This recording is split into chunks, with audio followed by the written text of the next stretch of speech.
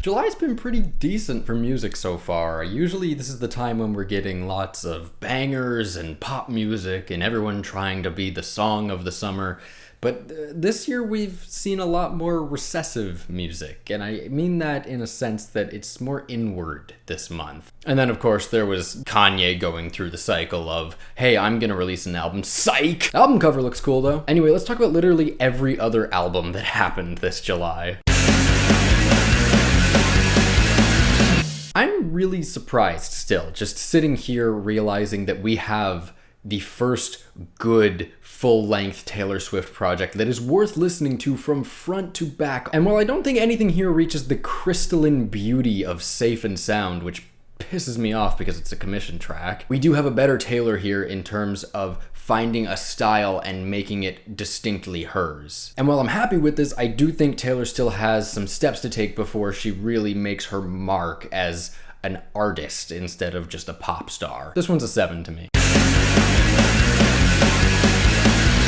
Imwald sat atop the Rate Your Music charts for quite some time, and I can see why. While I don't consider myself to be a black metal fan, I do think that I enjoy the more outgoing takes on the genre, because while most of it is pretty generic, the same kind of blast beats and destroy your ears guitars, every now and then we get an Alcest, or a Deaf Heaven, or a Burzum. And Paysage d'Hiver seems to have done just that with Imwald. Like many others, I've noticed that this is a 2-hour album, but don't have much trouble getting all the way through it. The songs do get a little samey towards the end, but what is here is absolutely stellar. It's cold, it's dark, it is crushing to listen to. Not that I listen to much black metal, but this is definitely the best black metal album that's come out this year. To me, this is an easy 8 out of 10.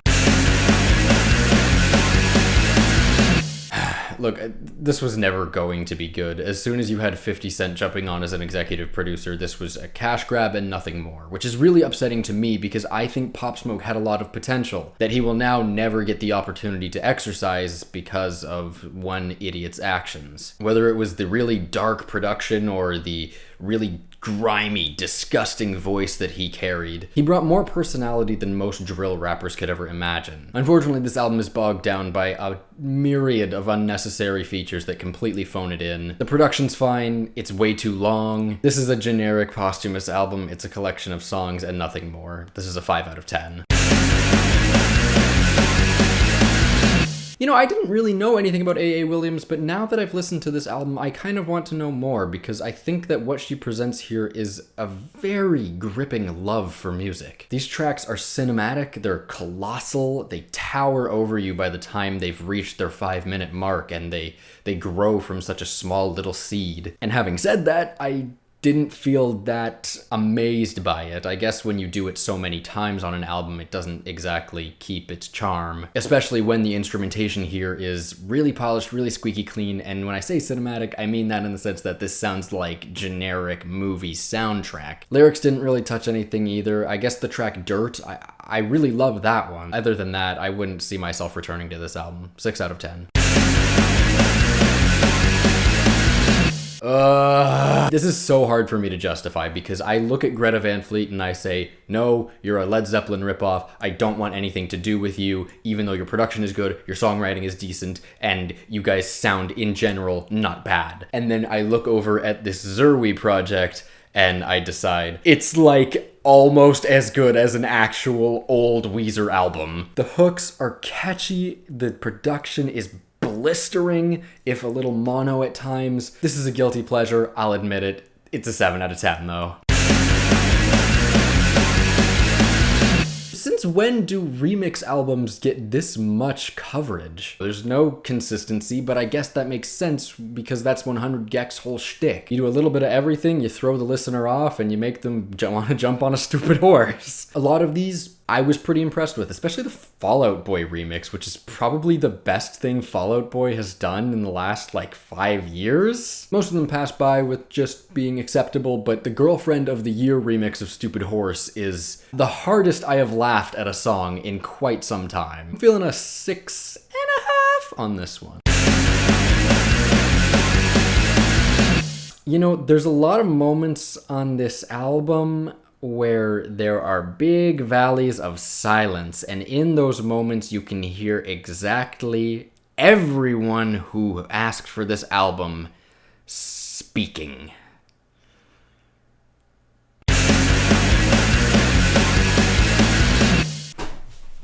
Yes! I know, Boris. I like Pink. Pink is an album that takes your head and smashes it against concrete for like an hour and a half. This is their best album since that. Now, we've got heavier production. We've got stuff that's harder than concrete. We've got crust punk, which I didn't even really know was a genre. I think it's an Eric Andre skit. If you like heavy music, you go listen to this one. If you like Boris, you go listen to this one. It's Japanese, it's heavy, and it's an 8 out of 10.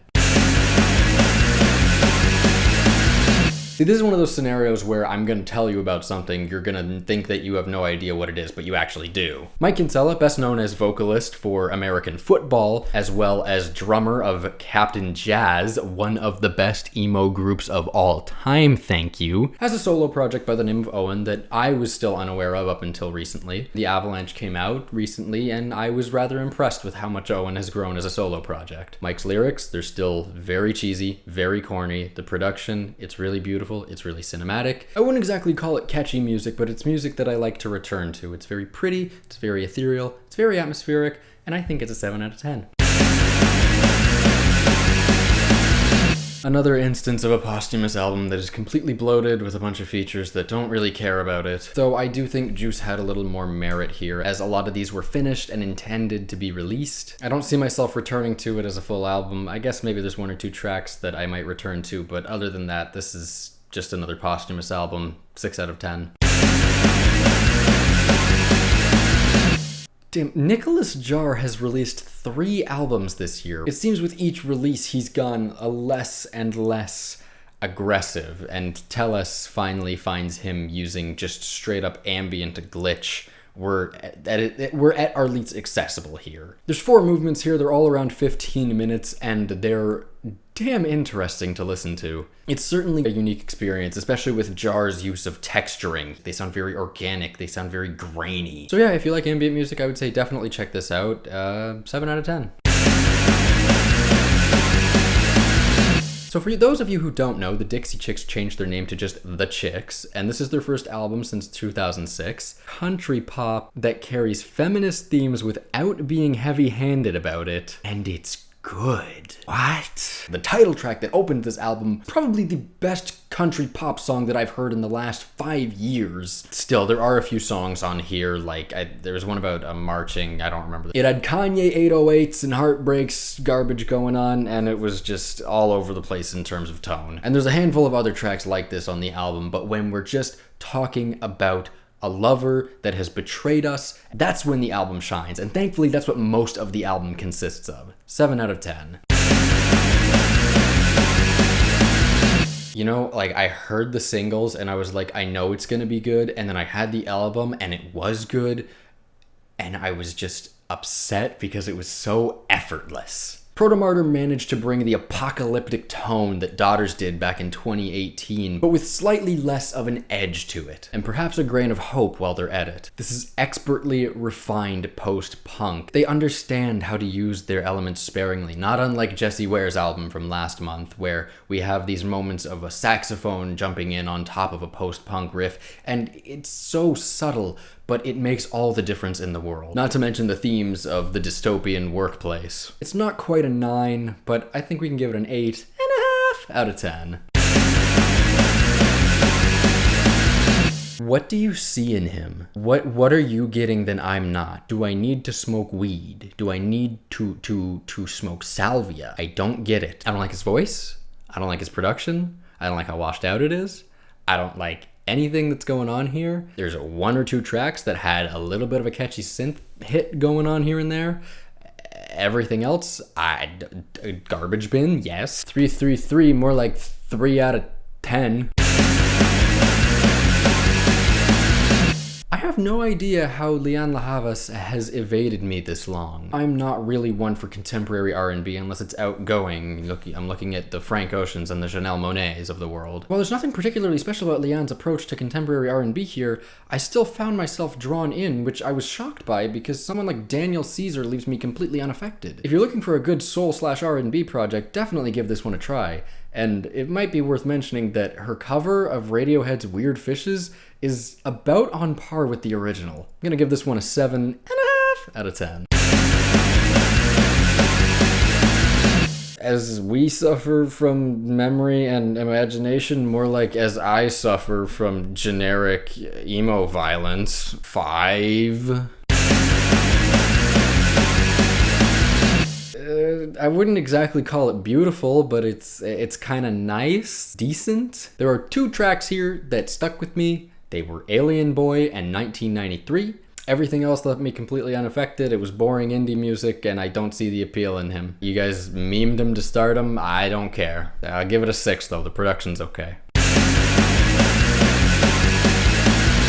While Jarv might be beyond the pale, they're still not beyond using the Roland 808, which I don't understand how anyone thinks that sounds good in this day and age. We have good synthetic drums, and you can use them. I don't like his voice, I don't like the production, I don't like almost anything on this album. The lyrics, especially the stuff about whale sperm at the beginning of the album, just Jesus Christ, man. The songwriting's okay. We get farther into the track list, the songs do get better, but I can't see much redeeming about it. 4 out of 10.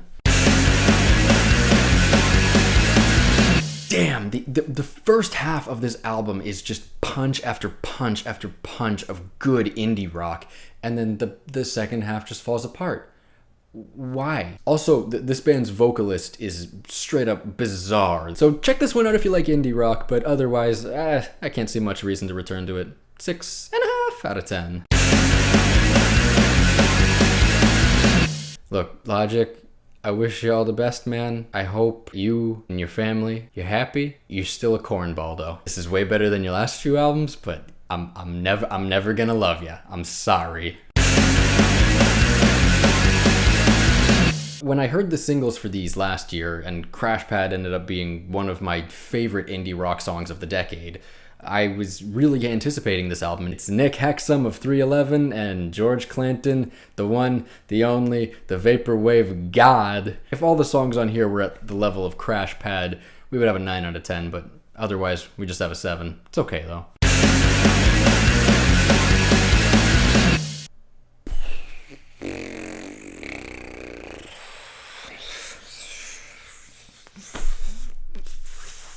No. Everything about this is exactly what I don't like in my punk music. Green Day's album from earlier this year, 100% uncut cock. Everything that they did wrong there, you're doing wrong here. I mean, I guess the lyrics are just cringy and not gross like on the Green Day album, so 2 out of 10.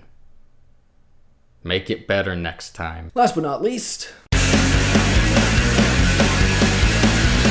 I was unaware of Blue in Exile, and I know that a lot of people know them for their album from back in 2007 that I can't remember the name of right now. So I was going into this with a completely clear mind. I didn't bother with any of the previous material, and I was blissfully surprised with this. There's a handful of tracks that go on a little too long, but the ones that don't, they just grip you with storytelling, and it oozes a love and passion for hip-hop. Beats are precise and beautiful, and they just keep evolving as each song goes along. Blues wordplay is wonderful and colorful. If you like your underground gods like MF Doom, Earl Sweatshirt, that style of stuff, definitely give this one a shot. I think we're gonna give this one an 8.5. And that's going to conclude the albums for July 2020. As always, thank you for watching, and please like and subscribe if you want to see more content from me and what else you want to see from me, because I am more than happy to provide. Thank you.